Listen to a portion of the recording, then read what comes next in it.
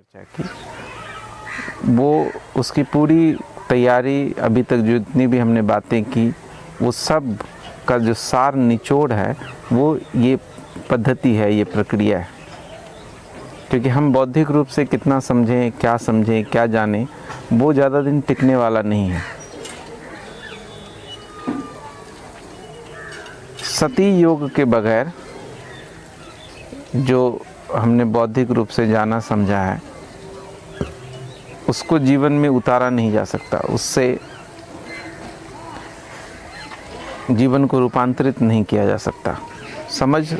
बौद्धिक समझ पर्याप्त नहीं है। बौद्धिक समझ बोध बने इसके लिए प्रयोग ज़रूरी है। और प्रयोग का लक्ष्य, मैंने पीछे भी कहा कि प्रयोग का लक्ष्य अनुभव नहीं होना चाहिए, बोध होना चाहिए, समझ होनी चाहिए, गहरी समझ। आमतौर पे साधक प्रयोग करते हैं इस उम्मीद में कि कोई अनुभव घटेगा, शरीर ज़मीन छोड़ देगा या कोई सिद्धि फलित होगी। इस तरह की चीज़ों में हमारा मन रस लेता है। लेकिन इस तरह की चीज़ों में जो पड़ जाते हैं वो निरपवाद रूप से, इक्के दुक्के कभी एक्सीडेंटली पहुंच भी जाएं, निरपवाद रूप से या तो पतन हो जाता है उनका या वो पागल हो जाते हैं। तो प्रयोग का उद्देश्य होना चाहिए अनुभव नहीं, बोध, कि मुझे इससे एक बोध मिला, एक सबक मिली, एक सीख मिली, एक समझ मिली। तो सती योग की जो पूरी प्रक्रिया है आज हम उस पर विचार करेंगे, उस पर बात करेंगे। और ये पूरी प्रक्रिया सिर्फ समझने के लिए, शब्दों में समझ लेने से, सुन लेने से कुछ नहीं होने वाला है। इसको जीवन में उतारना है।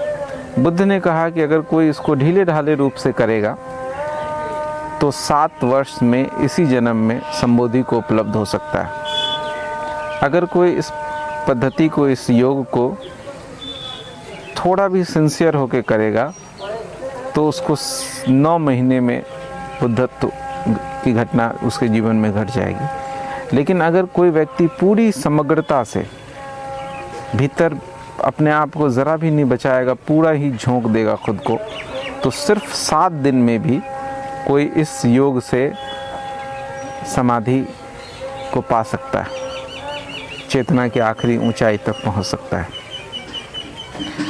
लेकिन 7 दिन वाली घटना तो बहुत मुश्किल है। मैं तो 7 घंटा भी अगर हम इसको साध लें तो बहुत मुश्किल है, बहुत बड़ी बात होगी, बहुत उपलब्धि होगी। 7 मिनट भी अगर हम इसको साध लें तो बहुत बड़ी उपलब्धि होगी।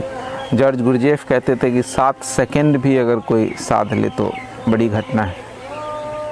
एक प्रवचन में ओशो ने कहा कि 5 मिनट अगर तुम इस योग को साध लो तो मैं तुम्हारे बुद्धत्व की गारंटी लेता हूँ, मैं तुमको बुद्ध बना दूंगा। फिर सिर्फ 5 मिनट। तो ये प्रक्रिया क्यों मुश्किल है? इसके मुश्किल होने का सिर्फ एक ही कारण है कि हम आदतों के गुलाम हैं। We are enslaved by dead habits. वो जो आदतें हैं, जो हमारी हैबिट एनर्जी है, वो हमें करने नहीं देती हैं कुछ भी। इस संबंध में प्रिपरेशन, अचेतन रूप से भी कुछ लोग जो आदत, जो हैबिट एनर्जी है उसको तोड़ देते हैं, किसी और वजह से तोड़ देते हैं। लेकिन अगर वो लोग साधना में उत्सुक हुए तो उनके लिए 7 दिन में भी ये घटना घट सकती है। जॉर्ज गुरजेफ से जब शुरू में पीडी ऑस्पेंस्की मिले, कैफ़े में उनकी मुलाकात हुई थी। गुरजेफ से मिलने से पहले ऑस्पेंस्की ने एक बहुत ही विश्व प्रसिद्ध किताब लिख ली थी, टर्शिनम अर्गेनम। गुरजेफ ने वो किताब पढ़ी थी और गुरजेफ और ऑस्पेंस्की जब मिले तो ऑस्पेंस्की से गुरजेफ ने कहा कि जो तुमने किताबें लिखी है, अगर तुम वो जानते होते, अगर तुम्हें पता होता है कि तुमने क्या लिखा है तो तुमको मेरे पास आने की ज़रूरत नहीं थी, मैं तुम्हें अपना गुरु बना लेता। तुमने इतनी ऊंचाई की किताब लिखी, लेकिन तुमने सिर्फ लिखी है, वो बौद्धिक समझ है, बुद्धि की समझ है, तुम्हारा बोध नहीं है। तो उसी मीटिंग में, उन्हीं दिनों गुरजेफ से ऑस्पेंस्की ने एक प्रश्न पूछा था। उसने बोला कि मैं आपके काम को बढ़ाना चाहता हूँ, मैं चाहता हूँ कि और लोगों को जोड़ूँ, और लोगों को आपके पास लाऊँ, तो आप मुझे सुझाव दें कि किस तरह के लोगों को मैं आपके पास ला सकता हूँ। तो गुरुजीएफ ने कहा कि कलाकारों को तुम मेरे पास ला सकते हो, कलाकार तैयार हैं, वो संसार में रहते हुए भी सन्यासी हैं, वो मेरी बातों को बहुत आसानी से समझ सकते हैं। तो कलाकारों से जब ऑस्पेंस्की ने पूछा कलाकारों से आपका क्या मतलब है, तो गुरुजीएफ ने कहा कलाकार यानी वो लोग जो किसी भी चीज़ में, किसी भी फील्ड में दक्ष हैं, जिनके पास एक्यूमेन है, दक्षता है। उन्होंने कहा मान लो कोई आदमी किताब पढ़ता है, अगर किसी ने बहुत सारी किताबें पढ़ ली है, कोई 5,000, 10,000, 15,000, 20,000 किताबें पढ़ ली हैं, तो वो आदमी फिर मेरे काम का है। कोई आदमी अगर मोची है, जूता सिलता है, अगर वो बहुत अच्छी तरीके से अपने काम को समझता है, उसमें बहुत कुशल है, तो वो आदमी मेरे काम का है। अगर कोई आदमी धन के पीछे भागता है, उसने बहुत पैसा कमा लिया, उसके पास अंबार है, उसको आर्ट पता है कि पैसा कैसे कमाया जाता है, तो वो आदमी मेरे काम का है। तो गुरुजीएफ ने पैसे, आमतौर पे धार्मिक लोग पैसे कमाने वालों को वैल्यू नहीं देते, लेकिन गुरुजीएफ ने कहा कि पैसा कमाना भी एक आर्ट है। तो जो लोग पैसा कमाने में कुशल हैं, वो लोग भी बहुत आसानी से, जिनके पास बहुत पैसा है, कुशलता का मतलब है कि जो बहुत आसानी से, जिनको पता है कि पैसा कैसे कमाया जाता है, तो वो लोग काम के हो सकते हैं। फिर इस तरह से कोई भी आदमी जो अपने फील्ड में महारथी है, वो अगर अपने उस अनुभव को, क्योंकि महारथी होने के लिए आपको हैबिट, एनर्जी, क्योंकि बगैर डिसिप्लिन के आप कुछ भी नहीं कर सकते। पैसा कमाने वाला आदमी भी एक जुनून होता है उसके अंदर, वो बहुत सारी अपने जो बेसिक टेंडेंसीज़ हैं, जिसको मैंने बोला कि ग्रेविटेशनल फोर्स है आपके भीतर, उनसे वो लड़ता है। वो भोजन के पीछे बहुत दीवाना नहीं होगा, वो सोच रहा है कि कैसे अपने बिजनेस को बढ़ाऊं, खाने का होश नहीं है उसको, वो बहुत सारी चीज़ों, वो काम वासना में भी ज़्यादा उत्सुक नहीं होगा, वो पत्नी के साथ भी होगा तो अपने दुकान के बारे में सोच रहा होगा। तो वो इन सब जो पावर पोजीशन है, जो ग्रेविटेशनल फोर्स हैं, उनसे वो आगे निकल गया होता है, क्योंकि उसको पैशन है अपने काम का। तो पैशनेट लोग बहुत आसानी से ये जो आनापान सती, ये सती योग है, आनापान सती योग नहीं, आनापान सती योग में सिर्फ सांसों के ऊपर जब हम सती का प्रयोग करते हैं, सती मतलब सचेतन होना। तो ये जो सचेतन होने का प्रयोग है, वो पैशनेट लोग, जीवन में सफल लोग, संसार में सफल लोग बहुत आसानी से कर सकते हैं। लेकिन जो संसार में भी मरे मराए हैं, बुझे बुझे से जी रहे हैं, घसीट रहे हैं ज़िंदगी को, उनके लिए थोड़ा मुश्किल होगा। अब हम इसकी प्रक्रिया को समझते हैं। जो भी है, अगर आप करना शुरू करते हैं तो आपकी चेतना ऊपर उठने लगती है। प्रक्रिया जो सती योग की है वो यह है कि सबसे पहले आपको अपने शरीर के 4 क्रियाओं के प्रति सजग होना है। वो 4 क्रियाएं हैं: चलना, खड़े होना, बैठना और लेटना। लेटना से शुरू करें। जब आप लेटे हों बिस्तर पे, सुबह जब आप सो के उठते हैं, नींद टूटी है आपकी, तो 2 मिनट इस बात का स्मरण करें, इस बात सती यानी स्मरण, इसके प्रति अवेयर होएं कि मैं इस वक्त लेटा हुआ हूँ, और पूरे शरीर को देखें कि आपका शरीर किस तरह से लेटा हुआ है। और रोज़ रात जब आप सोने के लिए जाते हैं, तब भी पूरे शरीर को देखें कि किस तरह से आपका शरीर लेटा हुआ है, किस पोजीशन में है, किस करवट में है आप, पैर कैसा है, हाथ कैसा है, आपका पूरा शरीर किस पोजीशन में है, आप कैसे सोने से पहले लेटे हुए हैं।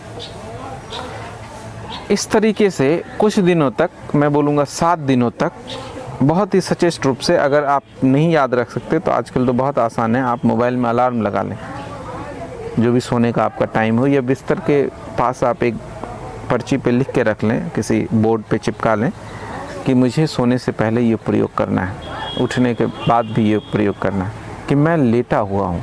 और उस लेटी हुई अवस्था में अपने शरीर को भीतर से देखें कि इस तरीके से मेरा शरीर लेटा हुआ है।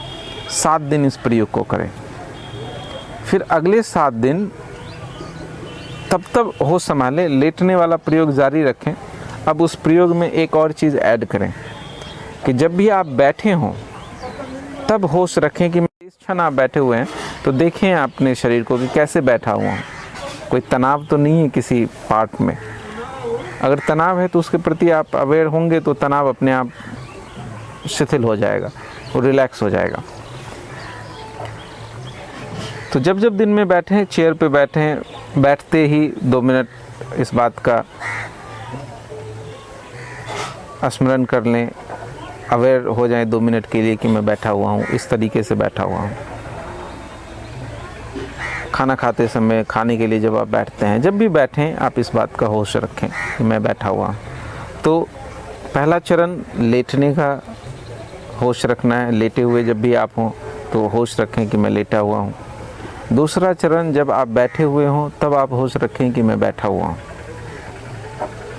फिर तीसरा चरण है खड़े, जब भी आप खड़े होएं, जैसे बैठ के आप उठेंगे तो आप सुबह ही इस क्रिया को आप कर सकते हैं। आप लेटे हैं, पहले आपने इस बात का होश साधा कि मैं लेटा हुआ हूँ।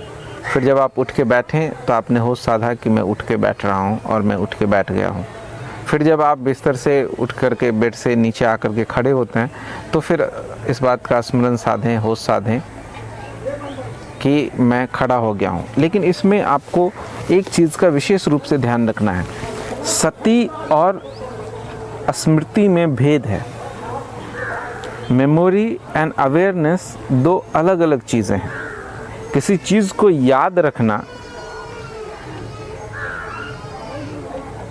मेमोरी से, बुद्धि से अवेयरनेस नहीं है, होश नहीं है। अगर हमें याद है कि बचपन 20 साल पहले हम कैसे थे, हम क्या करते थे, उस बात का हमें स्मरण है, हमें याद है, हम उसको रिकॉल कर सकते हैं। दिन में कहाँ जाना है, क्या करना है, इसका हमें स्मरण है कि आज 5 बजे मीटिंग है, 6 बजे ये करना है, वो करना है। ये सब मेमोरी है, ये सब हमारे ब्रेन के मैकेनिज़्म का हिस्सा है, ये हैबिट एनर्जी का हिस्सा है।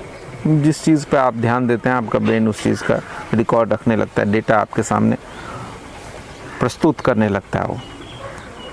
लेकिन जो सुरति है, जो अवेयरनेस है, वो कोई इस तरह नहीं है कि मैं सोचना नहीं है आपको कि मैं खड़ा हूँ, जानना है कि मैं खड़ा हूँ।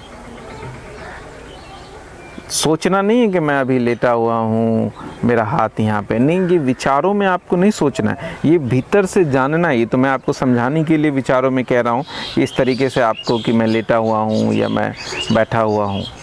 लेकिन आपको इस बात का ये विचार से नहीं इसको जानना है, इसको आपको बोध रखना है कि ऐसा है। और अगर उस समय विचार चल रहा हो भीतर, विचार हालांकि बाधा होगा, तो उस बाधे के प्रति विचार आपको अवेयर नहीं होने देगा। तो उस विचारों के प्रति सजग हुए कि ऐसा विचार चल रहा है कि मैं अभी बैठा हुआ हूँ।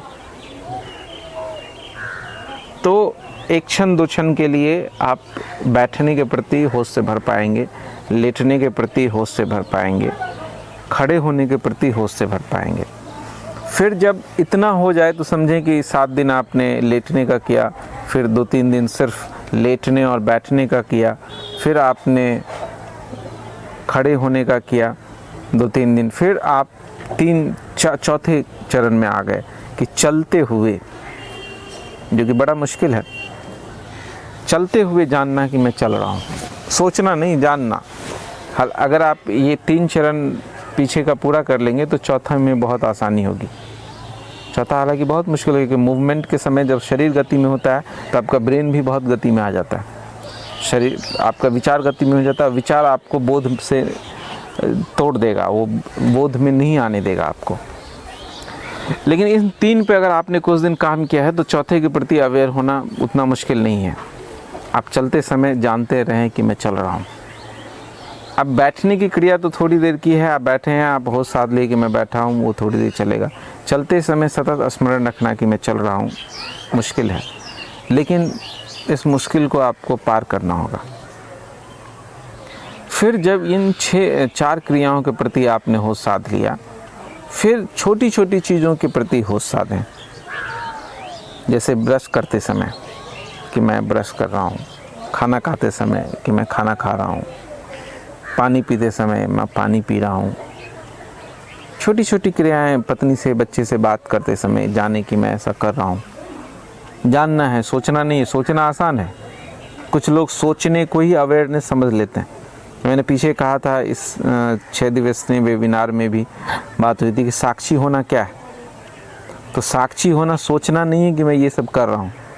कई दफ़ा लोगों को भ्रम हो जाता है कि वो सोचने को समझ लेते हैं साक्षी होना।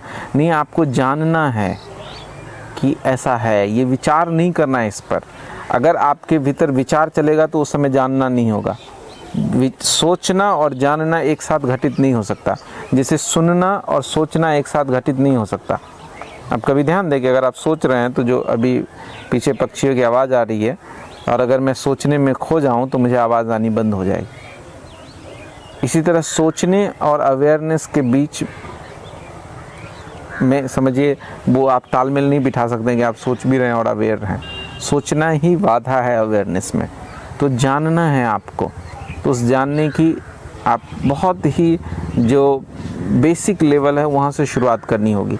आमतौर पे बहुत सारे साधक जो फेल होते हैं वो सीधा क्रोध से अवेयरनेस की साधना शुरू करते हैं, सती योग साधते हैं, या सीधा चलने से शुरू करते हैं कि मैं चल रहा हूँ। वो संभव नहीं है। लेटने से आपको शुरू करना है, और लेटने भी कभी नहीं, क्योंकि दिन में अगर आप लेटे हैं तो आपका ब्रेन उस समय बहुत सक्रिय होता है, आप बिल्कुल नहीं कर पाए। जब आँख बेड पे लेटे हैं और आपकी आँख खुली, उस समय में अभी विचार उतना तेज़ी नहीं पकड़े हुआ है, अभी टाइम लगेगा ब्रेन को सक्रिय होने में, मन को सक्रिय होने में। उस क्षण अगर आप अवेयर हो जाते हैं तो बहुत आसानी से आप अवेयरनेस के टेस्ट को जान सकते हैं। और एक बार लेटे लेटे टेस्ट का पता चल गया तो फिर आपको, और इसका टेस्ट का ये मतलब है कि जैसे ही आपको कैसे पता चलेगा कि आप सही जा रहे हैं। सही जाने का एक ही उपाय है कि भीतर एक उत्फुल्लता, एक हल्कापन महसूस करेंगे, आप लाइटनेस फील करेंगे। नाभि के आसपास से ऐसा लगेगा जैसे हिरण के नाभि से कस्तूरी की गंध छिटकती है, वैसे ही आपके नाभि से आनंद, पुलक, आनंद नहीं पुलक। जैसे अगर आप याद करें प्रेम के शुरुआती दिन, जब आपको नया नया पहली बार किसी से प्रेम होता है, तो अगर आपको याद हो तो नाभि के पास से एक पुलक ऊपर की तरफ उठती है, एक मुस्कान चेहरे तक आती है, पूरा चेहरा खिला हुआ लगता है। गीत चतुर्वेदी की एक कविता है कि प्रेम में डूबी स्त्री का चेहरा बुद्ध जैसा दिखता है। तो उस प्रेम के क्षण में आप भी बुद्ध जैसे हो जाते हैं थोड़े समय के लिए। तो वो प्रेम वाली पुलक आने लगे तो समझिए आप अवेयर हैं, आप सती योग सध रहा है।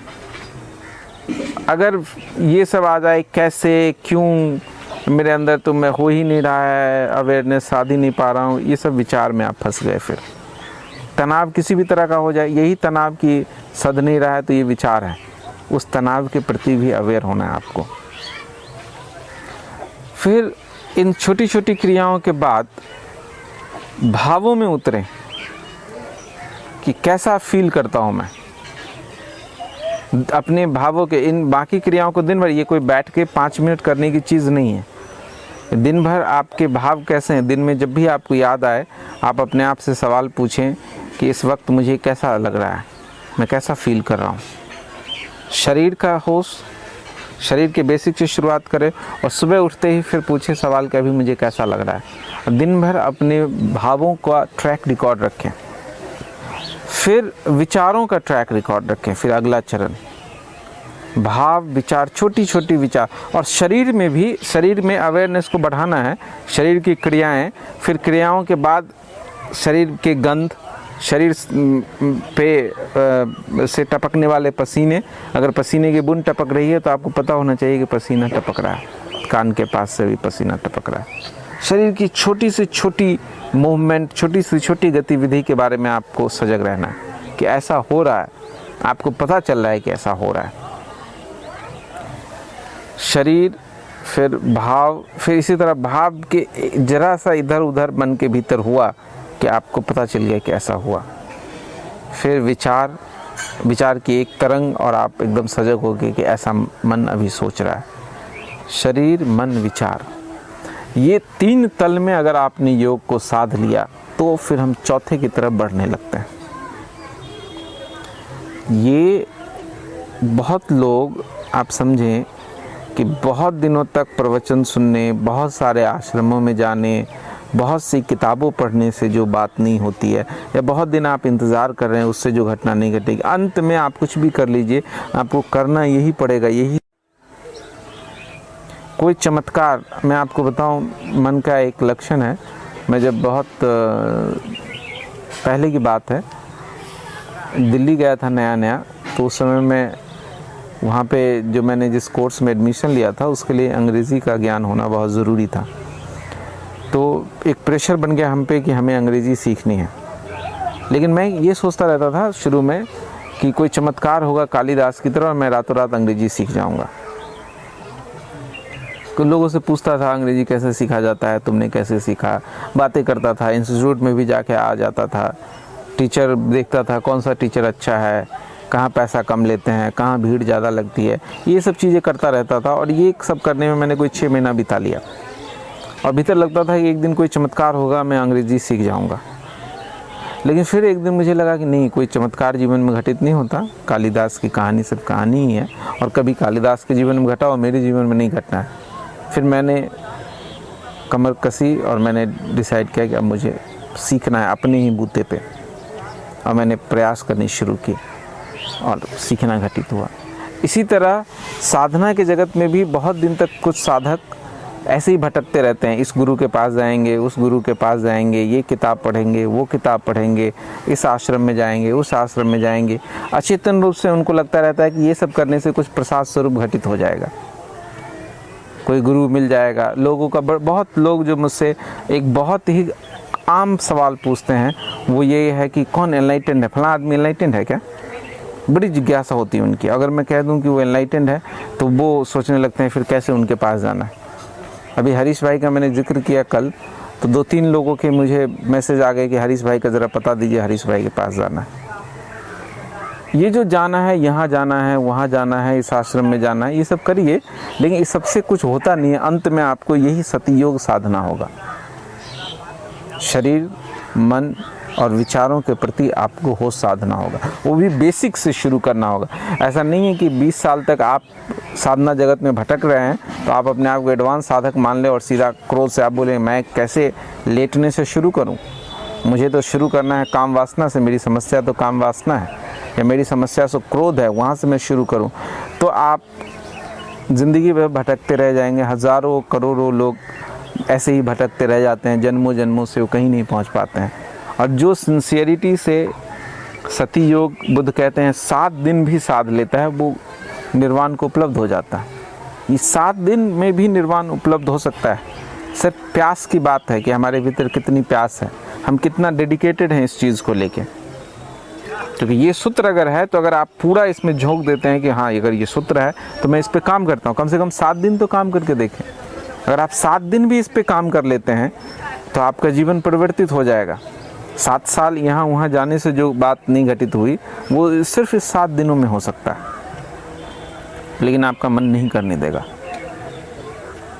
इसीलिए पीछे मैंने जो बात करी थी कि विल पावर को थोड़ा डेवलप करना पड़ेगा। मन को इस चीज़ को इंतज़ार करना छोड़िए कि कोई बुद्धत्व भीख में दे देगा। बुद्धत्व भीख में नहीं दिया जा सकता। ओशो के चरणों में बैठे हुए लोग, मैं कई पुराने सन्यासियों से मिला हूँ, महामंद बुद्धि रह गए। जैसे बरगद के पेड़ के नीचे छोटे छोटे पेड़ों का विकास नहीं होता है, ऐसे बुद्ध पुरुषों के आसपास के लोग मंदबुद्धि रह जाते हैं। आनंद आखिरी दम तक बुद्ध के साथ रहा लेकिन उसको बुद्धत्व घटित नहीं हुआ। बुद्ध के साथ वो छाया की तरह रहा, बुद्धत्व घटित नहीं हुआ। कौन बुद्धत्व है, कौन नहीं है, कौन सी किताब अच्छी है, कौन सा ध्यान विधि अच्छा है, ये सब करने से, ये सब एक तरह की आध्यात्मिक, वो जो अष्टावक्र का मैंने आपको श्लोक सुनाया था कि धर्माधर्मो सुखम दुखम मानसानी न ते विभो, ये जो धर्म है और ये जो अधर्म है, ये सब भटकन ही है मन के। आखिरी चीज़ और अंतिम चीज़ और काम की चीज़ है प्रयोग, और वो यही प्रयोग है। आप जितने भी ध्यान प्रयोग हैं सबका सार है सती योग। कोई आदमी सती योग में बोलता है शरीर को देखो, कोई बोलता है सिर्फ सांसों को देखो। बुद्ध ने पूरी प्रक्रिया दी है। सिर्फ सांसों को कुछ लोग पकड़ लेते हैं, सिर्फ सांस को पकड़ के भी किया जा सकता है, आप सांस के प्रति अवेयर हैं, लेकिन फिर वो बहुत मुश्किल है। फिर सांसों के थ्रू आप शरीर में लौटेंगे, पूरे शरीर में के प्रति आप अवेयर होंगे। पूरी प्रक्रिया तो आपको पूरी करनी ही होगी कि सांस के प्रति जब आप अवेयर होंगे तो सांसों से फिर आप शरीर के प्रति, आप शरीर में लौटेंगे, फिर भावों का पता चलेगा, फिर विचारों का पता चलेगा। कल एक मित्र ने प्रश्न पूछा कि आप जिस गैप की बात करते हैं, तो इससे जब मृत्यु वाला हमारा वेबिनार था तो मैंने बोला कि एंटर इनटू द गैप, तो उस गैप में कैसे प्रवेश हो, हमें तो गैप मिल ही नहीं रहा। वो गैप नहीं मिलेगा, आप इस तरह से गैप थोड़े आपको मिल जाएगा। गैप तो उनको मिलता है जो विचारों के प्रति, भावों के प्रति, शरीर के क्रियाओं के प्रति, ये जो 4 क्रियाएं मैंने शरीर की बताई, फिर छोटी छोटी एक्टिविटी के प्रति होश से भरता है, उसको गैप दिखाई देता है। आपकी चेतना का बहुत सूक्ष्म होना, बहुत ज़्यादा सजग होना ज़रूरी है। फिर जैसे पंखा अगर तेज़ी में घूम रहा है तो पत्तियों के बीच गैप है, मैं बोलूँगा उस गैप में घुस जाइए, तो उस गैप में आप तभी घुस सकते हैं जब आप जितनी तेज़ी से पंखा घूम रहा है उतनी तेज़ी से घूमने लगे, तो ही वो गैप में संभव है घुसना। तभी विचार की गति बहुत तेज़ है और हमारा अवेयरनेस बहुत कम है, हम सोए हैं, तो वो गैप हमको कहाँ से मिलेगा? अभी तो विचार का ही पता नहीं चल रहा है, गैप का कहाँ से पता चलेगा? अभी तो हमें अपने क्रोध का ही पता नहीं चल रहा है, हम बैखरी में हैं या ज़्यादा से ज़्यादा हम मध्यमा में हैं, तो फिर वो गैप का पता नहीं चलेगा। इस प्रक्रिया की, ये जो सती योग है, सचेतन होने का योग है, इस प्रक्रिया से गुजरे बगैर न तो गैप का पता चल सकता है, न इस 3 की जो मैंने बात की, भोजन, ऐन्द्रिक सुख, काम वासना और पावर की वासना, पावर, प्रसिद्धि, इस सब की चीज़ें, इससे भी ऊपर नहीं उठा जा सकता है। और ये बहुत सरल है, इसके लिए न तो कोई गुरु चाहिए, न तो कोई आपको विधि चाहिए, न कोई साधना की पद्धति चाहिए, न यहाँ वहाँ जाना है, न तिब्बत जाने से जो काम घटना घटेगी। कुछ लोग सत्य के खोज में, ये सब बड़ा आसान है कि सत्य के खोज में मैं तिब्बत गया, फलाने गुरु के पास गया, फलाने आश्रम में रहा, ये विधि किया, वो विधि किया। ये सब एक तरह का भटकाव है और आपके कर्ता को मजबूत ही करता है। सती योग एकमात्र उपाय है और ये इतना सरल उपाय है कि मन इसको करने से राज़ी नहीं होता। एक तो चीज़ मैंने बोला कि हैबिट एनर्जी जो आपको ये नहीं करने देगी ये प्रयोग को, दूसरा आपका मन इसकी सरलता, इससे क्या होगा, मैं लेटा हूँ, मुझे पता चल रहा है, इतनी छोटी सी बात से क्या मैं बुद्ध हो जाऊँगा? कोई भारी भरकम बात बताओ भाई, जिसको करूँगा तो बुद्धत्व घटित होगा। तो मन इस तरह के तर्क देता है हमें, और इन तर्कों की वजह से हम इन प्रयोगों को नहीं कर पाते हैं जो दिखने में हमें सरल लगते हैं। आनंद ने एक बार बुद्ध से बोला कि आप बोलते हैं इस तरह से 7 दिन में बुद्धत्व घटित हो सकता है, बहुत आसान मामला है, ये सिंपल सी बात आपको करनी है, तो फिर इतने लोगों को बुद्धत्व क्यों नहीं घटित हो रहा? जब इतना सरल मामला है, इतना आसान मामला है, लोग पहाड़ चढ़ जाते हैं, क्या नहीं जीवन में कर लेते हैं, और आप बोलते हैं, रामकृष्ण परमहंस भी बोलते थे 20% effort and you will become enlightened.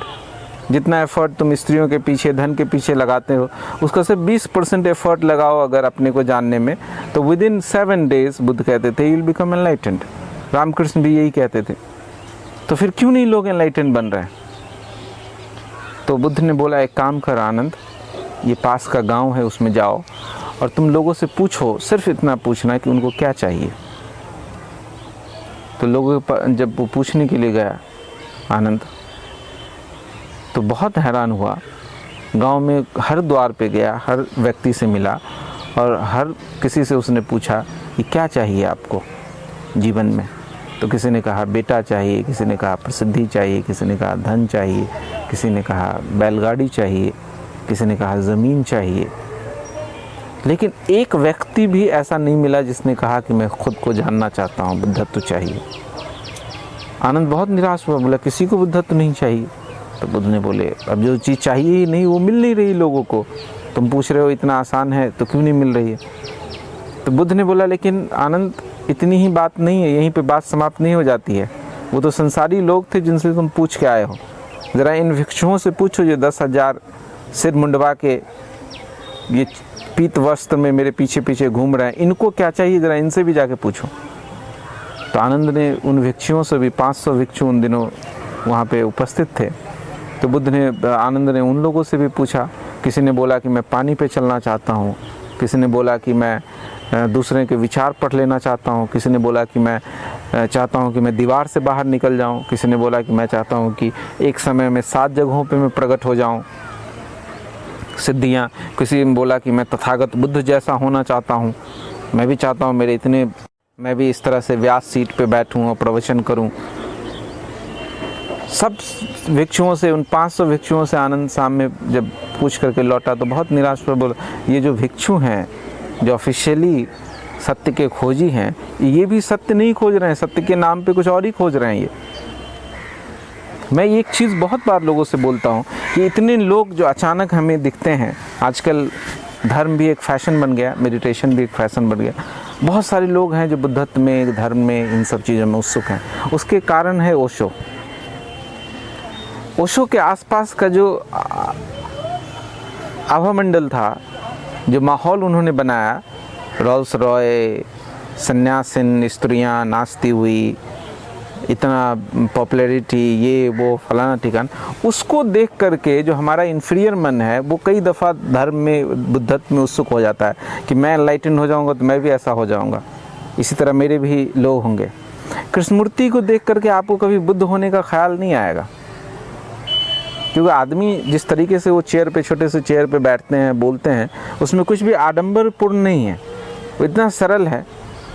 इस तरह जो बहुत सारे ऐसे संत महात्मा हैं जो एनलाइटेंड हैं, लेकिन उनको देख करके आपके अंदर वासना नहीं पैदा होगी एनलाइटनमेंट की।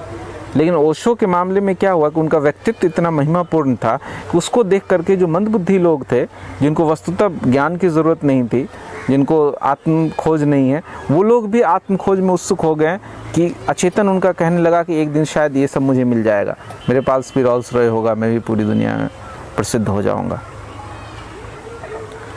तो अपने भीतर झांके कि वस्तुतः मैं क्या चाह रहा हूँ, मैं सच में अपने आप को जानना चाह रहा हूँ या अपने आप के धर्म के नाम पे मैं कुछ और चाह रहा हूँ, लोगों को प्रभावित करना चाह रहा हूँ।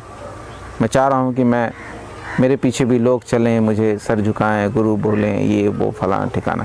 क्या उसमें भी मैं लोगों पे शासन करना चाह रहा हूँ, किसी का मालिक बनना चाह रहा हूँ? क्या धर्म के नाम पे भी मैं पावर की खोज कर रहा हूँ? सात्र ने मेरे ख्याल से, if I am not wrong, कहीं कहा है कि I became philosopher to impress women. स्त्रियों को प्रभावित करने के लिए मैंने जब पाया कि स्त्रियां दार्शनिकों से प्रभावित होती हैं तो मैं दर्शन में उत्सुक हो गया। लियो टॉल्स्टॉय कहा करते थे कि पुरुष जो भी करता है वो सब स्त्रियों को रिझाने के लिए करता है, वो चाहे वो पैसा कमाए, प्रसिद्ध होने की कोशिश करे। तो हमें ये देखना पड़ेगा कि कहीं हम ध्यान के जगत में भी, धर्म के जगत में भी इसलिए तो नहीं जा रहे हैं कि स्त्रियों को प्रभावित कर सकें। अपनी स्त्रियों का से मेरा मतलब है स्त्री पुरुष दोनों, कि अपनी वासना की तृप्ति के लिए तो ही नहीं जा रहे हैं। अगर ऐसा है तो अपने भीतर झांकें, सवाल पूछें। अगर सच में ही सत्य चाहिए हमें तो बस यही सती योग उपाय है। जो भी जब भी बुद्धत्व तक पहुंचा है वो इसी विधि से पहुंचा। इस विधि का अनेक रूप है, इसी विधि का एक रूप जो अभी मैंने आपको ध्यान प्रयोग करवाया वो भी यही विधि है, अपनी भावनाओं में उतरना। ये विज्ञान भैरव तंत्रा का विधि है कि when mood against something and somebody, forget that person and enter into your feelings. जब आपका मन आपका जो मनोभाव हो वो किसी व्यक्ति या किसी चीज़ के खिलाफ हो तो उस व्यक्ति या उस वस्तु को भूल जाएं और उस मनोभाव में भीतर उतरें। तो जब आपको किसी ने गाली दी, किसी ने अपमान किया, कुछ हो गया, किसी की वजह से जो भी आपके भीतर खलबली हुआ, इमीडिएटली जैसे ही होश आए उस व्यक्ति को भूलें जिसकी वजह से वो भाव आपके भीतर पैदा हुआ, उस भाव में गहरे उतरें। तो ये भी सती योग का एक उपाय है। लेकिन यहाँ इससे भी सीधा काम करना उतना आसान नहीं है जितना बुद्ध की ये प्रैक्टिकल विधि है कि एकदम लेटने से शुरू करो। लेटना, बैठना, खड़े होना, चलना, फिर छोटी छोटी क्रियाएं, चाय पीते हुए। और ये कोई 10-5 मिनट कर लेने की चीज़ नहीं है, पूरे दिन सतत आपको चलाना होगा। ऑफिस जाते समय, कार चलाते समय, जाने की मैं कार चला रहा हूँ, हाथ मेरा इस तरह से स्टीयरिंग पकड़े हुआ है, तो धीरे धीरे आपके भीतर की जो बेहोशी है, तंद्रा है, वो टूटने लगेगी। वो तंद्रा जब टूटेगी तो जो एनिमल फोर्स है हमारे भीतर, तो जो 3 जिसकी चर्चा मैंने की, उससे आप मुक्त होंगे। फिर चौथे पे आएंगे, प्रेम। चौथा प्रेम है, 5वां प्रार्थना है, 6ठा ध्यान है, 7वां समाधि है। 3 को जिसने तोड़ दिया, जो प्रेम पे आ गया, प्रेम यानी जिसको अब किसी से, काम वासना का मतलब है कि आप दूसरे को ढूंढते हैं क्योंकि उससे कुछ लेना है। प्रेम का अर्थ हुआ कि आपको अभी भी दूसरा चाहिए लेकिन उससे कुछ लेना नहीं है, उसको देना है। जैसे ही आप इन 3 से मुक्त होते हैं, आप सेल्फ सफिशिएंट होते हैं जीवन में पहली बार। दूसरे की आपको ज़रूरत नहीं होती है कुछ लेने के लिए, लेकिन एक दूसरे अर्थों में ज़रूरत होती है कुछ देने के लिए। कोई चाहिए जिसको आपको दे सकें, बांटने के लिए।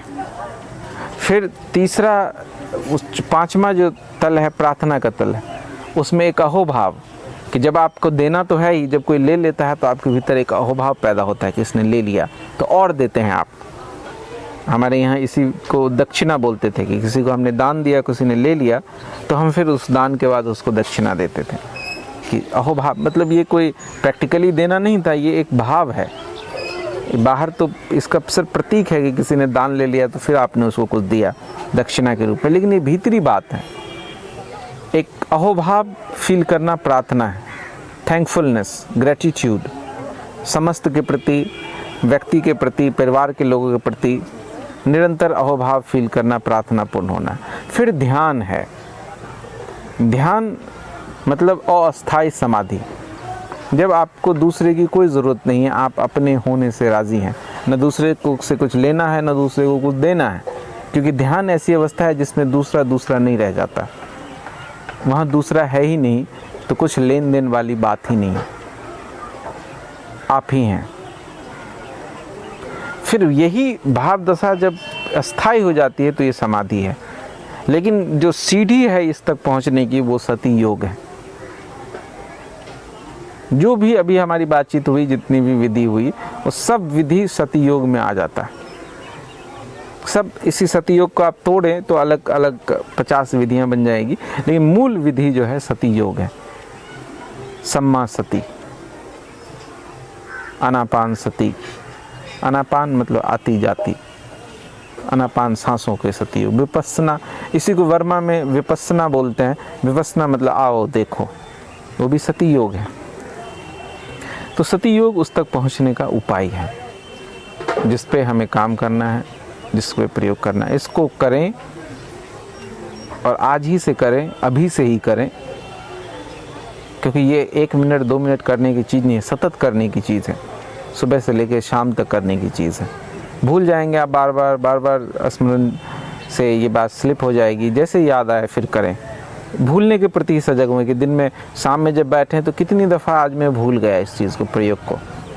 भूलने के प्रति आप सजग हुए कि आज मैं भूल गया, आज सुबह उठा लेकिन मुझे याद नहीं रहा, आज सोने से पहले मैं सो गया लेकिन मुझे याद नहीं। भूलने के प्रति जितने आप अवेयर होंगे उतना भूलना कम होता जाएगा और आप सहज अवेयरनेस आपके भीतर आने लगेगी।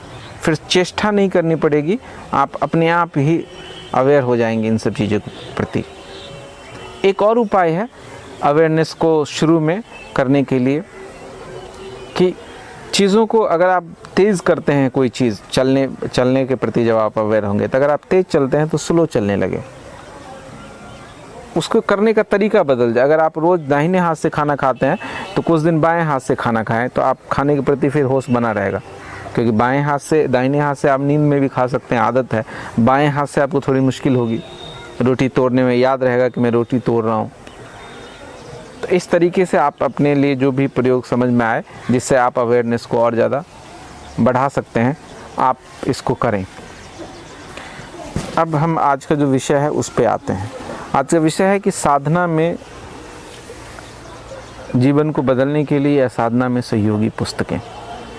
पुस्तकों के संबंध में बात करने से पहले मैं 1-2 बातें क्लियर कर देना चाहता हूँ कि साधना में पुस्तकों का कोई बहुत महत्व नहीं है।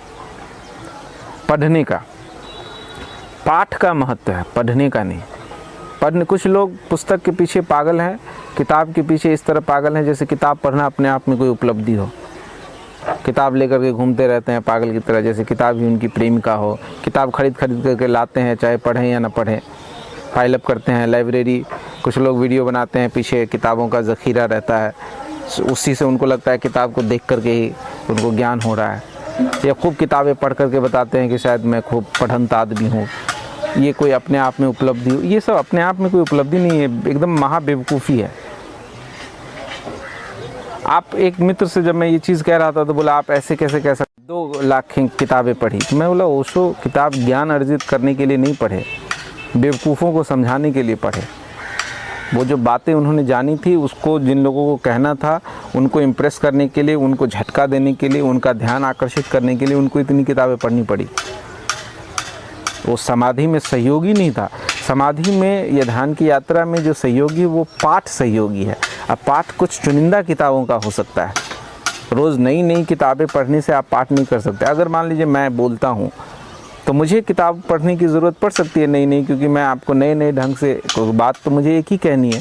अब एक ही चीज़ मैं रोज़ रोज़ कहूँ तो लोग सुनने को तैयार नहीं होंगे, तो मैं अलग अलग ढंग से उसी चीज़ को अगर मुझे कहनी है तो मुझे नए शब्द, नई कहानियाँ, नया हैंगर चाहिए, खूंटी चाहिए जिस पे मैं अपनी बात को लटका सकूं। तो मुझे इसलिए पढ़ने की ज़रूरत पड़ सकती है, लेकिन इससे मेरे आध्यात्मिक यात्रा में मुझे कोई सहयोग नहीं मिलती है। हाँ, उसको जो अनुभव है, जो कहना है मुझे, उसको शब्द देने में सहयोग मिल सकता है।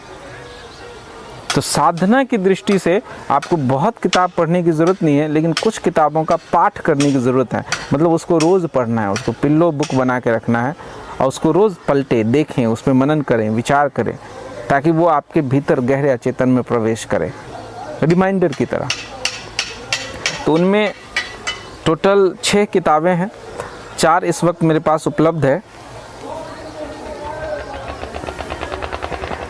तो उन 4 के बारे में मैं आपसे बात करता हूँ, बाकी 2 का मैं आपको नाम बता दूंगा, तो वो आप मार्केट से ले सकते हैं। पहली किताब है जे कृष्णमूर्ति की, बहुत पतली किताब है, मेरे ख्याल से 32 पेज की किताब है। 32 पेज भी ज़्यादा करके लिखा गया है इसलिए। At the feet of the master, 125 रुपये में अमेज़ॉन पे आपको मिल जाएगी, 150 प्राइस है हालांकि। इसको आप पिल्लो बुक रखिए। इसमें साधना के लिए, साधक के लिए जो सटीक बातें हैं, जो आपको जानना है, जो आपको जिसको जानने की ज़रूरत है, जो शुरू से लेके अंत तक आपके काम आएगी, वो सारी बातें इस किताब में कह दी गई हैं, और इतने सरल और सुंदर तरीके से जिसका जवाब नहीं है। कोई लंबी चौड़ी फिलॉसफी नहीं है, कोई लंबी चौड़ी शब्दों का जाल नहीं है, कोई बखान नहीं है किसी चीज़ का, एकदम सटीक, कट टू कट और सरल, एकदम समझ में आ जाए, वो ये किताब है। इस किताब को सदा अपने तकिए के नीचे रखें, रोज़ इसको देखें, मनन करें, और इसमें जो विधि, टेक्निक, जो बातें कही गई हैं उस पर विचार करें, क्योंकि एक बार सिर्फ पढ़ लेने से कुछ नहीं होगा। मैं फिर इससे दोहरा दूं कि पढ़ने से कुछ नहीं होता, पाठ करने से साधना में मदद मिलती है, पढ़ने से नहीं। इसी तरह किसी से मिलने से आपकी साधना में गति नहीं होगी, सत्संग से साधना में गति होती है, रोज़ मिलने से, साथ उठने बैठने से। अगर कोई बुद्ध पुरुष है, आपको खबर मिलती है कि फ़लाने जगह फ़लाना आदमी बुद्ध पुरुष है, आप एक दिन जाकर उससे मिल आए और आप समझेंगे कि बस बात हो गई, भागते भूत की लंगोट मिल गई, घटना घट जाएगी, 2 मिनट उनके पास ठहर के आ गए, बस इसमें कोई नहीं। सत्संग का मतलब होता है कि जिसने जाना है आप उसके साथ रहते हैं, उसके साथ बैठते उठते हैं, रोज़ उसके साथ आपका उसके आमने सामने होना है, उसकी सांस, हवा में सांस लेनी है, उसकी मौजूदगी में रहना, ये सत्संग है। लेकिन कुछ लोग मीटिंग को सत्संग समझते हैं, किसी को धप्पा मार के आ जाते हैं, समझते हैं सत्संग है। फलाने गुरु से गया था, मैं छू के आ गया हूँ उनको, फलाने आश्रम को मैं छू के आ गया हूँ। लोग इसी तरह बात करते हैं, रमन आश्रम गया था, 2 दिन रुका, उनको लगता है बहुत पुण्य कर लिया। पुणे गया था, 3 दिन रुका, बहुत पुण्य कर लिया। इस तरह से साधना में कोई सहयोग नहीं मिल सकता आपको। ये सब कहने के लिए, दूसरों को प्रभावित करने के लिए भले ही कुछ हो सकता है। दूसरी किताब है, ये किताब थोड़ी मुश्किल है, लेकिन इतनी नहीं कि जो सच में साधना में उत्सुक लोग हैं वो इसको ना समझ पाएँ। वो है पीडी ऑस्पेंस्की की in the search of miraculous. Gurdjieff से मिलने के बाद जो भी उन्होंने सीखा जाना, उसको इस किताब में लिखा है। ये मस्ट है। खास करके जो ओशो के सन्यासी हैं, ओशो प्रेमी हैं, ओशो को पढ़ते सुनते हैं, उनके लिए किताब एकदम मस्ट है। उनको ये किताब समझ में आएगी और उनके लिए बहुत सहयोगी है। इसका एक एक वचन और जिस तरीके से गुरजेफ ने समझाया है और उसको जिस सरलता से, सुगमता से ओस्पेंस्की ने प्रस्तुत किया है, वो अविश्वसनीय है। साधना के जगत में इससे सुंदर किताब ढूंढनी मुश्किल है। तो इस किताब को आप अपने पास रखें। और ये किताब गुजराती में अनुवादित है, गुजराती में सहज सुलभ है। मेरे ख्याल से हिंदी में भी इसका अनुवाद हो चुका है, इंग्लिश में तो खैर है ही। तो आप इसका अच्छा ट्रांसलेशन ढूंढ करके हिंदी में अगर पढ़ना है, इंग्लिश में तो खैर बहुत अच्छी इसकी ट्रांसलेशन है, तो गुजराती में देख लें। गुजराती में तो एक ही उपलब्ध होगी, तो इंग्लिश अगर आप जानते हैं तो ये फिर इंग्लिश में ही पढ़ें। भाषा में कुछ बातें हेर फेर हो सकती हैं। फिर तीसरी किताब है the Tibetan book of living and dying. ये तिब्बतन बुक ऑफ डेड जो है, जिसमें बारदो की बात की गई है, उस किताब का विस्तार है। और ये किताब मैंने पीछे भी जब बात की थी किताबों के बारे में, इस किताब का जिक्र किया था और मैंने कहा था कि जिस किसी को भी एक दिन मरना है और जिस किसी ने भी इस जन्म लिया है, जो इस देह में है, उसके लिए किताब मस्ट है। अगर आपको एक दिन मरना है, आप मरण धर्मा है, तो फिर ये किताब आपके लिए मस्ट है। इसका हिंदी अनुवाद भी उपलब्ध है, पता नहीं कैसी अनुवाद है। इसका भी पाठ करें। फिर से मैं रिपीट करूं, ये पढ़ने के लिए नहीं है कि मंगा के पढ़ लिया और घटना घट गई। ये पाठ करने की किताबें हैं, इनको आपको बार बार पढ़ना होगा। तो ये किताब भी आप अपने तकिए के नीचे रखें। तीसरी किताब। चौथी किताब, हालांकि मैं इसका सबसे पहले जिक्र करता, लेकिन मैं इसके सबसे अंत में जिक्र कर रहा हूँ, इसलिए नहीं क्योंकि ये कम महत्वपूर्ण की है, ये इन तीनों से ज़्यादा महत्व की किताब है। लेकिन ये इतनी पोएटिक और इतनी सुंदर है कि इसके लिए थोड़ी समझ चाहिए, थोड़ी बौद्धिक प्रौढ़ता चाहिए, परिपक्वता चाहिए इसको समझने के लिए, इसको जीने के लिए, इसकी खूबसूरती को महसूस करने के लिए। बहुत ही सुंदर और सटीक किताब है द बुक ऑफ मिर्दाद। ये भी मेरी पिल्लो बुक है, मैं तकिए के नीचे इसको रखता हूँ और इस पूरी किताब को मैंने अंडरलाइन कर रखा है, एक एक लाइन को मैंने अंडरलाइन कर लिया। और इसी तरह मैंने at the feet of master को भी एक एक लाइन को अंडरलाइन कर रखा है इन किताबों में। लेकिन इन किताबों को पढ़ने की चीज़ नहीं है, आई अगेन एंड अगेन मैं ज़ोर दे के कह रहा हूँ, वो ये कि इसको आपको पाठ करना है। इन किताबों को पढ़ने के लिए बहुत सी किताबें जिनका जिक्र मैंने अपने फेसबुक पेज पे कर रखा है, आप उन किताबों को पढ़ सकते हैं। उससे थोड़ी बहुत साधना में सहयोग मिलती है, लेकिन उससे कुछ साधना जगत में गति नहीं होती है। इसके अलावा दो किताब है जिसका आप पाठ रोज़ करें, वो दो है। एक है ओशो की जिन खोजा तिन पाइयाँ। वो किताब ध्यान के साधक के लिए, ध्यान साधना में जो भी उत्सुक हैं उनके लिए वो किताब भी द मस्ट है। उसको पढ़ना बहुत ज़रूरी है अगर आप सत्य के खोजी हैं, सत्य में उत्सुक हैं। इनर जगत का पूरा मैप ओशो ने उसमें खींचा है, तो उस किताब को पढ़ें, उसको भी आप पिल्लो बुक बनाएं। उसके अलावा एक और किताब है, वो है अष्टावक्र गीता। अष्टावक्र गीता पे ओशो ने बोला है, तो उतनी प्रवचन आपको सुनने की ज़रूरत नहीं है। अगर आपने एक बार सुन लिया तो एक बार सुनना ठीक है, लेकिन उस किताब के को लें, उस श्लोक को का पाठ करें संस्कृत में, उसका मीनिंग भी जानें, उस श्लोक का पाठ करें। वो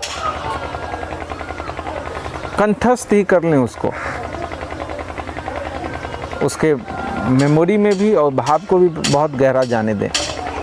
वो इतनी पोएटिक और इतनी शुद्ध किताब है। मुझे याद है कुछ दिन, बहुत मतलब करीब 1 साल तक मैं उस किताब का रोज़ पाठ करता था। बाद में मुझे YouTube पे उसका ऑडियो रिकॉर्डर, किसी ने बहुत अच्छा पढ़ा है उस अष्टावक्र गीता को, संस्कृत में गाया है, तो वो ऑडियो भी मैं सुनता था निरंतर। तो आप उस ऑडियो को भी सुने, वो एकदम अमृत है किताब। सुबह सुबह आप जब उठें तो आपके स्वाध्याय में बहुत मदद मिलेगी। उस ऑडियो को ही प्ले कर लें, किताब को पढ़ें। ओशो ने जो बोला है आप उसको तो सुन ही सकते हैं, वो सुनना ही है, लेकिन इसके अलावा उसका निरंतर पाठ करें। तो ये 6 किताबें हैं जिसका आप पाठ करें, जिससे आपको साधना में सहयोग मिलेगी। जो सत्संग से जो सहयोग मिलता है वही पाठ से मिलेगा आपको, पढ़ने से नहीं। पढ़ने से कुछ होने वाला नहीं। पढ़ने वाले लोग, मैं बहुत लोगों से मिलता हूँ, ज़िंदगी भर किताब पढ़ने में बिता दे रहे हैं। आजकल फैशन है, फेसबुक पे डालते हैं I am reading this book, उससे कुछ होना धोना नहीं है, उससे आप और इडियट हो जाते हैं। वो इंटरटेनमेंट है। इंटरटेनमेंट के लिए किताब या जानकारी इकट्ठा करने के लिए किताब नहीं पढ़नी है। बहुत सारी जानकारी भर लेंगे, फिर उससे छुटकारा पाना और मुश्किल हो जाएगा। इसलिए पाठ का मतलब एक ही चीज़ को, अष्टावक्र गीता का ये वचन है, मैंने पता नहीं कितनी बार इसका हज़ारों लाखों बार पाठ किया होगा कि सब न कर्तासी न भुक्तासी मुक्त एवासी सर्वदा। जनक न तुम करता हो न भुक्ता हो, तुम सदा सर्वदा मुक्त हो। धीरे धीरे ये बात जब भीतर घुलती है तो इसके अर्थ, इसका अनुभव आपकी चेतना में आने लगता है।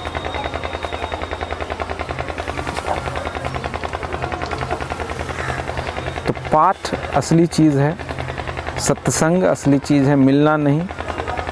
मिलने के लिए किसी से ना जाएं, उससे कुछ होने वाला नहीं है। सत्संग के लिए जाएं। कोई सत्पुरुष है तो उसका सत्संग, किताब भी पढ़ने से कुछ नहीं होता है, पाठ होनी चाहिए। बाकी जो विधि मैंने आपसे कही, सती योग, वो सार है। इसके अलावा किताबों के बारे में और मैं बातें करूँगा। बहुत सी किताबें हैं जो मन को समझने में सहयोगी हैं, जो पढ़ने में उत्सुक हैं उनके लिए। ये तो सबके लिए हैं, आपको किताब पढ़नी पसंद है या नहीं पसंद है, ये साधना का हिस्सा है, पाठ साधना का हिस्सा है। बाकी जो पढ़ने में उत्सुक हैं, जो जानने के साथ जानना भी चाहते हैं, उनके लिए फिर कौन सी किताबें हैं, उसके कभी खास विशेष रूप से इस पर हम चर्चा करेंगे। आज मैं अपनी तरफ से बातचीत को यहीं विराम देता हूँ। तो अब आप लोगों में से अगर कोई मित्र कुछ पूछना चाहते हैं तो वो प्रश्न रखें। खोज यानी क्या? तो और उन्होंने बोला था कि मेरा जो हाथ है दिन में कई बार अपने आप जनेंद्री पे चला जाता है। तो आपका जो पहला प्रश्न है परमात्मा की खोज यानी क्या, उसका जवाब मैं अभी आपको अलग से नहीं देना चाहता हूँ, क्योंकि जो स्वयं की खोज है, संडे को जो वेबिनार होने वाला है, वो उसका पूरा विषय ही यही है कि परमात्मा की यात्रा या अपनी यात्रा पर निकलने से क्या मतलब है, कैसे वो निकला जाता है। तो हम उसमें विस्तार से बात कर लेंगे। दूसरा जो आपका प्रश्न था कि आपका हाथ बार बार जनेंद्री पे चला जाता है, तो ये जो सती योग मैंने बताया है, इससे आपका हाथ कहाँ जाता है, इसका बोध जब होने लगेगा तो वो अपने आप वहाँ रहने लगेगा जहाँ उसको होना चाहिए। तो सती योग की साधना शुरू करें।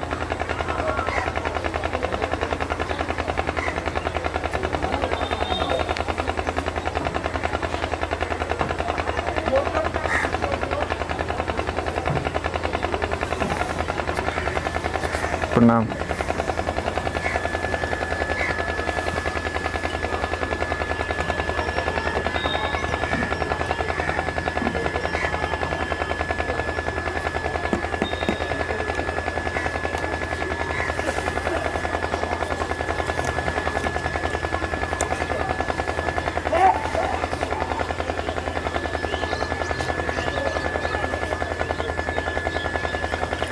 ये जो किताबें हैं, जो मैंने दूसरी किताब आपसे कही, in the search of miraculous, मैंने कई मित्रों को पढ़ने के लिए दिया, तो 2-4 पेज के बाद उसको पढ़ ही नहीं पाते थे। जो भी किताब जिसमें आपको अपने मन के कंफर्ट जोन से, मन को लगेगा कि उसकी मृत्यु हो जाएगी उसको पढ़ने से, तो मन रेसिस्ट करेगा, उसको पढ़ना नहीं चाहेगा। मन 2 स्थिति में पढ़ने से भागेगा। पहली स्थिति ये कि मन को, अगर आपकी उतनी मन पुरस्कृत नहीं है, उसको समझ ही नहीं आ रही है, लैंग्वेज ही समझ में नहीं आ रही है, या फिर बात कुछ ऐसी है जिसका टर्मिनोलॉजी से परिचित नहीं है, तो वो फिर नींद में जाने लगेगा, ऊबने लगेगा। दूसरी बात है कि मन को जब लगेगा कोई ऐसी बात जो आपसे कही जा रही है, मन विचलित होने लगेगा, परेशान होने लगेगा, मन पे चोट होगी जिन बातों से। जैसे एक मित्र वेबिनार में रेगुलर आते थे, उन्होंने मुझसे एक प्रश्न पूछा, मैंने उनका जो जवाब दिया उनके ईगो को चोट कर गई, तो एकदम से बिदक गए। तो कोई किताब जब आप पढ़ते हैं तो वो आपके ईगो पे जब चोट करेगी किताब, तो मन रेसिस्ट करेगा, उसको नहीं पढ़ना चाहेगा। तो इसीलिए मैंने बोला कि आप अब सब भूलें कि आपको इनको मीनिंग क्या है, क्या होता है, समझ में आ रही है कि नहीं, इनका पाठ करें। अभी अष्टावक्र गीता का जो श्लोक है, वो श्लोक का मीनिंग तो एक बार में आप समझ सकते हैं। एक बार पढ़ लिया, लेकिन पढ़ने का पाठ करने का है कि पाठ करने का तरीका भी है। पहले संस्कृत के ग्रंथों का हम पाठ करते थे तो एक छंद में उसको गाते थे, उसके माधुर्य से, पहले उसके शब्द में जो साउंड है उस साउंड के मधुरता को जब हम पीते थे तो उसी से एक तरह की पुलक भीतर पैदा होती थी। फिर जब और गहरे उस पुलक में उतरते थे तो उस शब्दों का अर्थ खुलता था। इसी तरह बुक ऑफ मिर्दाद या ये जो किताबें जिनकी मैंने बात की वो किताबें हैं, पहले तो इनके ब्यूटी को देखें, जिस तरीके से लिखा गया है, प्योर पोइट्री है बुक ऑफ मिर्दाद। तो पोइट्री को समझना आसान नहीं है, कोई वो गणित की किताब नहीं है, कोई वो डेल कार्नेगी की किताब नहीं है कि how to win friends and influence people. ऐसी वो पोइट्री है, वो आत्मा से उठी उर्मियाँ हैं, गीत हैं, तो उनको समझने के लिए थोड़ा परिष्कृत होना ज़रूरी है। इसलिए पाठ करें रेगुलर, और पाठ इसलिए भी करें क्योंकि इससे आपका मन मना कर रहा है, आप करते रहें, मन टूटेगा, मन कब तक मना करेगा।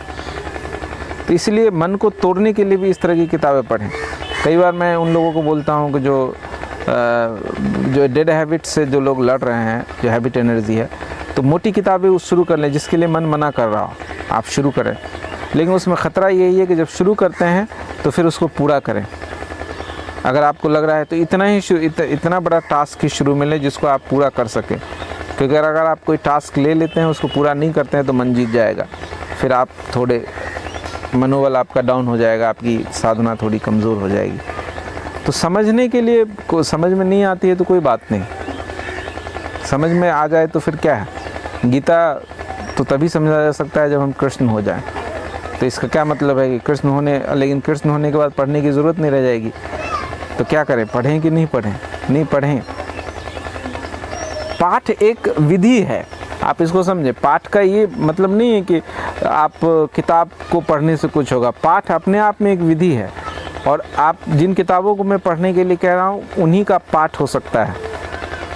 अगर बेहतर है कि आप भगवत गीता पढ़ें, मैं भगवत गीता का भी जिक्र कर सकता था, लेकिन भगवत गीता से पहले लगता हाँ ये सब क्या है, ये सब तो हमारा। अभी मैं लोगों से जब बोलता हूँ दोस्तोवस्की को पढ़ें, टॉल्स्टॉय को पढ़ें, तो बहुत प्रफुल्लित होते हैं, उत्सुक होते हैं। गीता में उनका लगता है ये क्या पढ़ना है, गीता तो बचपन से सुनते जानते आए। इससे हमें भ्रम होता है कि हम जानते हैं, लेकिन शेक्सपियर को हमें लगता है पढ़ना है, शेक्सपियर समझ में नहीं आता है। गीता हमें ख्याल है कि समझ में आता है, शेक्सपियर समझ में नहीं आता है। ये कैसे हो सकता है? जिसको गीता समझ में आएगा उसको कुछ भी ऐसा इस जगत में नहीं है जो समझ में नहीं आ सकता। लेकिन चूँकि हम बचपन से जानते हैं तो हमें एक भीतर ख्याल है कि समझ में आता है। तो इस ख्याल, इसीलिए मैंने आपको जो किताबें बोली, हालांकि ये सब कुछ किताबें पश्चिम की हैं, लेकिन पश्चिम की किताबें नहीं हैं, ये सब अंतर जगत की किताबें हैं, इसका किसी देश, समय, काल से संबंध नहीं है। आगे मैं बात करूंगा इन कुछ किताबों की जो किसी और देश के हैं, जिससे आपको मन को समझने में मदद मिलेगी। लेकिन पाठ करें, इसलिए मैंने अष्टावक्र गीता का भी जिक्र किया। उनके श्लोकों का आपको समझ में आए, समझ में बौद्धिक रूप से आ जाए तो अच्छी बात है, ना आए तो भी उनका पाठ करें। किसी दिन उनका अर्थ अपने आप जब खुल जाएगा पाठ करते करते। जी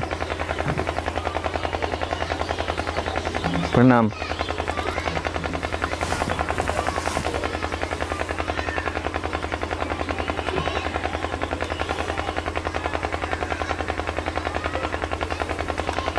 एक तो मैंने कल जिक्र किया था तिक नथ हन की, उनकी किताब है जहाँ जहाँ चरण पड़े गौतम के। तो ये किताब, इसका मेरे ख्याल से इंग्लिश अनुवाद है the way of white clouds, या फिर मैं आपको लिंक भेज दूंगा, मुझे याद नहीं आ रहा अनुवाद क्या है। हिंदी में है, जहाँ हिंदी पढ़ने से अच्छा है आप इंग्लिश में भी पढ़ लें, नहीं तो हिंदी भी अनुवाद सुंदर है। लेकिन कुछ शब्दों के उन्होंने गलत अनुवाद किए हैं, तो लेकिन आप उनके अर्थ समझ जाएंगे, वो जहाँ जो शब्द, लेकिन हम उन टर्मिनोलॉजी से परिचित हैं तो कुछ अनुवाद की भूलें हैं, उसको समझा जा सकता है। तो एक तो वो किताब है। दूसरी बुद्ध के जीवन पे जो किताब है, एक तो हाँ, एक अभी मैंने फेसबुक पे डाला था उस किताब के बारे में, हाल में ही मैंने पढ़ा है, उसको भी आप पढ़ सकते हैं, बहुत सुंदर किताब है। देवप्रिया, उसका फर्स्ट भाग अभी उसका पब्लिश हुआ है, सेकंड भाग होने वाला है। कृष्णचंद्र पांडे जी की किताब है, तो वो किताब पढ़ें, उसका शब्द विन्यास और सब कुछ बहुत ही सुंदर है, तो उससे भी आपको बहुत कुछ जानने समझने को मिलेगी। और तिख नाथन के जितने भी काम हैं आप उन सबको पढ़ सकते हैं। पश्चिम के जो वियतनाम के जिनका मैंने जिक्र किया था, ज़ेन मास्टर हैं, तो उनकी जो भी काम है, जितनी भी किताबें, वो सब अंतर्यात्रा में बहुत सहयोगी किताबें हैं।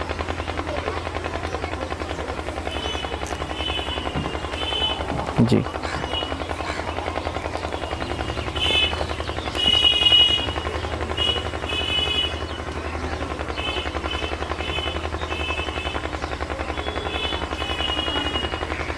प्रणाम। जी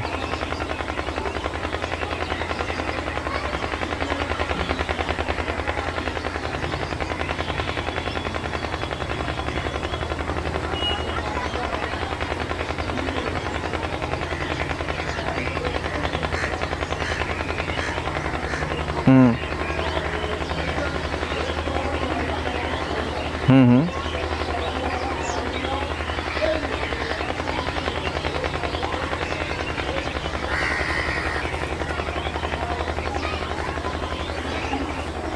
जी, तो आप नाम भेजें, मैं देखना चाहूँगा, मैंने इन दोनों फिल्मों को नहीं देखा। तो आप लिंक भेज दें या नाम लिख के भेज दें तो मैं सर्च कर लूँगा। बाकी लोगों को भी आप भेज दीजिएगा जो उत्सुक होंगे, अगर ऐसी कोई फिल्म है तो देख लेंगे सब।